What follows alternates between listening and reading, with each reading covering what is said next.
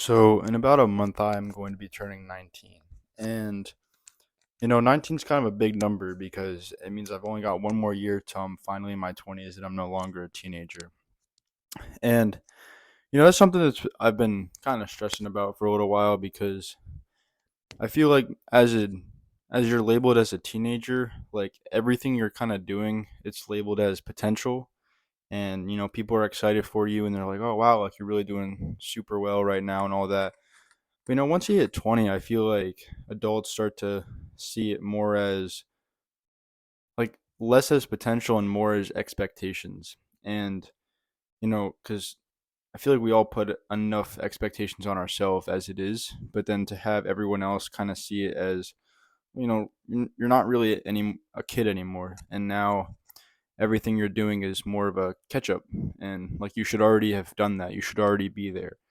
And, it's a little scary, it's a little daunting. So I feel I made a list for myself, and I've got 1 month to kind of get into that right mindset before I want to, be in a place where I'm saying, I've got one more year to, kind of get this stuff figured out and get on the right track before I turn 20. Because I'd rather have those habits already made and in motion before so I can hit the ground running when I turn 20, because I don't really want to, be coming to family gatherings and they'll kind of see a little disappointment in people's face when I tell them what I'm up to, and they're like, "Oh, you're 20 and you're only doing that? Like that's all you're doing?"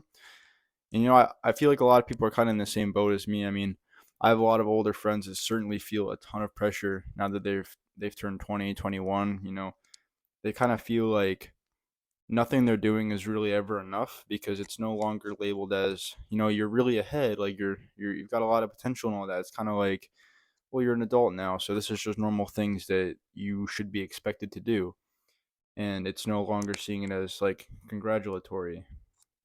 So I made a list, things I'm doing as a 19-year-old to prepare for my 20s, and I feel like this is a good thing that a lot of people should be able to, do for themselves and take action on, because I feel like a lot of these videos, these type of videos, we see these like kind of unrealistic things that we're supposed to be able to know how to do. And, we're all kind of figuring it out at the same rate. So I don't understand why we all think that we need to have everything figured out. So I just made a list of things that I want to be somewhat decent or have a good base to build off of when I turn 20.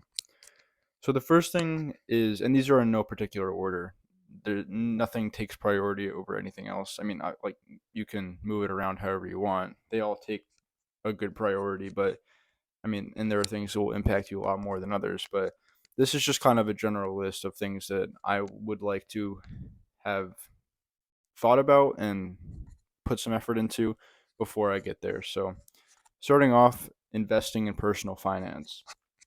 I already manage my books and I pay my own like bills out of my own account. My dad has been super helpful with me and teaching me how to do all that, and kind of making sure my checkbook is all like organized and all my accounts are in order, so I know that when I take money out of it, I'm not overdrafting or doing anything like that.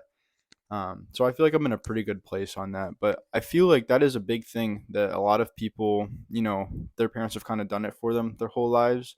So when they finally move out onto their own, they're kind of figuring out while they need to do it. And I feel like, I'm still in college and I'll still be in college for another 3 years, but it's something that I'd like to be very fluent in before I even have to be paying rent on an apartment, or, doing my own taxes rather than my dad just, kind of sitting with me and doing them with me. I'd like to be able to have that under my belt and say that if something comes up, I'm very prepared on how to figure it out and how to work through it. And I feel comfortable in my knowledge on, where my accounts stand and, how much income I need for these certain things and my spending, and everything is very clear and understood. And then as for investing, right now as an 18-year-old going on 19, I don't have a ton of expenses, and I know I have college and I have upcoming apartments that I'll be paying in the next couple of years and whatever, but I don't have any long like reoccurring payments that I need to make. I'm not paying rent right now. I don't have my own car that I pay for insurance or gas or whatever that, because I'm in college. I don't really need a car. I mean, the college that I go to is it's a big campus, but it's pretty consolidated. Like there's nothing really to do outside of campus, and even so, I have upperclassmen friends that I can use their car and stuff like that. So I'm not paying a mortgage. I'm not paying off my student loans yet. I mean, I'm paying off the interest every month just to get ahead on it, but I don't technically need to pay off my actual loans yet. So I really don't have a ton of super big expenses. So my approach to investing is not really putting in. I mean, obviously I have CDs, I have an IRA and all that, but I'm not investing in ETFs or anything long term. I'm investing in like little volatile stocks just, to kind of play around with it and get some experience with it. But my kind of plan for this is to put in 15 to 20 every week because that's 1 hour of my life that I'm and I say that because that's the rate that I get paid or give or take a few for my job over the summer. And I'm working 30 to 40 hours a week part time because, I want to have some money for when I go back to college. But if I can invest like 1 hour of my life into a stock that I've done a lot of research on, and it's also getting into investing has also given me like a really cool way to, kind of research tech and business and all this other stuff that interests me, but then also have a little bit of a incentive to continue learning about it because my money and how much I make back is reflective on how much research I put in. So those are two things that I just really want to get comfortable with and kind of have a little bit of fun with while I can. Two is growing social media platforms to help market myself and anything I want to start on later. The new age is kind of it sucks a little bit in a way, but like one of my friends wants to make music, and really nowadays the main way that he's going to be able to get his music out there is he can't just keep making music and putting it out there. People, no one's going to know about it. No one's going to search for his name, and Apple Music certainly isn't going to recommend it because he's so small. And so what he has to do is he has to market himself on social media. He's got to make content that's not directly related to his music, and yet still try to grow a following so that he can get people interested in his music. As for me, I'm growing these kind of like self-improvement sort of like lifestyle content pages. I have a fashion page, and then I just have my personal account that I've actually made private now because I don't really need people having access to my life like that. And especially as I'm getting older and applying for internships and jobs and whatnot, I don't want them being able to look up my name and seeing some post that I went to a party and thinking that I'm not qualified or I don't have my life together like that. And I know that's a little stupid, and especially, in our modern society, like, they don't really care about that as much anymore as they used to, but it's still just something I don't want to have to worry about. So kind of cleaning up my online presence and making sure I'm putting my best foot forward and marketing myself the way that I want professionals to see me, I think is something that I'm really trying to do my best on. And honestly, just growing accounts and just being able to have an online presence like that where you can kind of get your voice out there is awesome. And being able to attract people online that you would normally never meet who will share the same interests with you is a huge thing that I would love to continue to do. And so for the next 3 years of college, I'm just going to be doing that because I mean, obviously it doesn't really take that much time out of my day, and these videos make me feel better. I feel like I'm doing something productive with my day, and I honestly just think it's a good use of my time. Number three is surrounding myself with high quality people and networking. So I think that especially in your 20s, it's good to have a good solid group of people around you. And obviously, when we're growing up, we're teens, high school, whatever, you're kind of mingling, you're figuring it out, especially in college too. You're meeting a lot of new people, meeting new types of people, figuring out who you want to be as a person, and in turn, figuring out who you want to surround yourself with. But, and you can have a huge group of people, and having that sense of community is super important. But being able to say that you have a good, like, 5 to 10 people that you can go to when you need help or you just want to relax and be yourself is super important, and having a good quality support system is huge, especially in your 20s when you're all kind of going off on your own and doing your own thing, and you're finally out of the house, and obviously college is out of the house too, but it's kind of it's like a purgatory of sorts before you become an adult. It's like a little intermediate step. It's a big step, but it's not completely on your own. You're not completely buying your own groceries and commuting to your own job on your own and coming home to an empty house, or an empty apartment. But spending this time now and finding people that, you know, I feel confident in, that are going to support me throughout anything, and that I'm going to be able to do the same for them, is super important. And I feel like stability in your 20's is huge. And I know a lot of people are saying like, oh, like, spend your money, travel, do things spontaneously. That's perfectly fine, but being able to come home to a solid support system is huge, especially when you're off on your own and things can get lonely. Having people that you can reach out to and call and FaceTime and check in with is huge. Number 4 is keeping myself in shape. I mean, that really goes without saying. There's not much to talk about with that. I just want to feel confident in yourself, and having confidence is key to, a lot of things, like presenting yourself in the best way at a job interview, or, you know, making your presence known wherever you need to go in order to achieve something or move forward or reach the next level in something.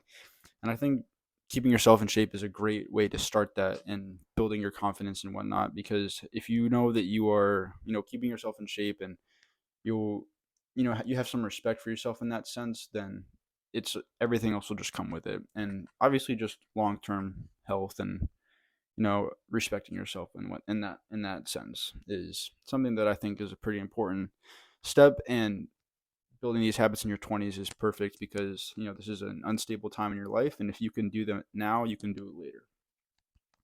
Number 5 is having good mental health and having good practices with my mental health. And obviously, just want to start off by saying that it's not that easy to just have good mental health and treat yourself well in that aspect. But I think having a good approach to these kind of things and learning to not dwell on the past and things that you can't control. If you can't control it, then just put it out of your head and focus on what you can control. Don't let the past tie you back, and just treat yourself with respect. Treat yourself how you would hope that somebody else would treat you. You know, journal, get your thoughts out on paper. Go to therapy if you need it. Take walks outside. Stay off your phone if something on your phone is triggering you. Put it in another room. Ask for help. These all these kind of things will have such a good impact on your life and your mental health. And having good mental health is the key to being able to stay focused in anything else. If you're not having a good day, it's very hard to be able to put a lot of effort into your schoolwork and or your job or other people. And if you can't love yourself, then you're not going to be able to love anybody else. And I'll leave it at that. Number 6 is learning new skills. And I just think 20s is a great time to be able to try new things and, kind of get out there. Whether you used to play sports in high school, join a new sports team, start reading, learn to cook, learn new skills, learn a new language. Like, there's so many ways to do these kind of things, and there's so many ways and opportunities to, meet new people through it, and just find something that you didn't know that you loved. And I think that's super cool. And 20s is a great time to do that, because you're still figuring out who you want to be as a person. And if you find something that you never had tried before and you end up loving it, you could meet great people through it, and that's just another community you can join. For example, in my freshman year of college, I played soccer my whole life, and obviously that took up a lot of time. But in college, I didn't play soccer. So my first year, I started rock climbing, and I met so many cool people. And it was something that really interested me, and it allowed me to put a lot of effort into, that I kind of lost when I stopped playing soccer. So it's just like these little things that you never would have thought you'd try, and then they come into your life, and you're just like, wow, like, how have I gone through every day without this? And then 7 is reading more and spending less time on my phone. When I was younger, I used to read a ton, and I felt like it had a really positive impact on my life. And I was just my dopamine was coming from real sources, and my attention span was much longer, and I felt like I was just less on edge, because being on your phone scrolling, you're constantly stressing, like, oh wow, this person's my age and they're so far ahead of me, or like, these people are traveling and I'm just sitting at home. Like, these are things you don't need to stress yourself about. And I feel like reading is a similar way of getting enjoyment out of and entertainment in a way, like same as movies and stuff like that. And even that is healthier than scrolling on your phone. But I think reading, you get a lot of knowledge and you expand your vocabulary, and you kind of pushes you to use your imagination that we start to lose as we get older. And 20s is, I think, like the next big set of years that come after being a teenager. And I think being able to kind of put more work into your imagination like that throughout those years is an awesome thing.